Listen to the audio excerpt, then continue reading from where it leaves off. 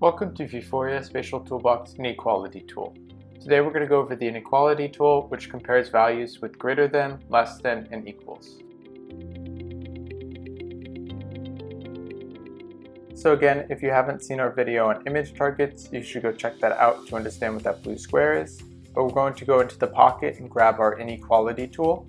And then we're also going to need a couple of other tools to help showcase the Inequality Tool. So we're going to grab the number tool. So this tool lets us input any number we want. If you haven't already seen our video on this, you should go check it out to get a better understanding of how it works. But we're going to go back into the pocket and we're going to grab an on button. The on button returns a 1 every time it's pressed. And so these two tools are going to be our inputs to the inequalities tool. For the outputs, we're going to grab a couple of value tools.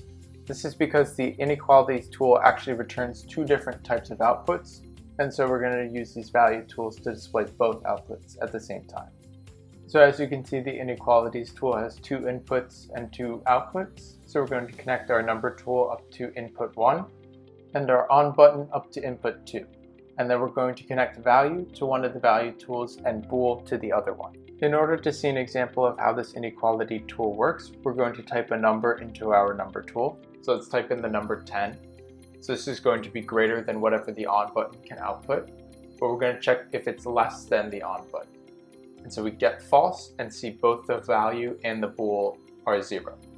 So if we instead replace this with a greater than, it outputs a 1 for the bool and a 10 for the value. So if it's ever true, it outputs that value. We can then see if the two values are equal to each other, and again we get a 0 for both the bool and the value. And so now we can cut these two connections and we can wire up the on button to input 1 and the number tool up to input 2. We're going to change the value of our number tool to instead a 0.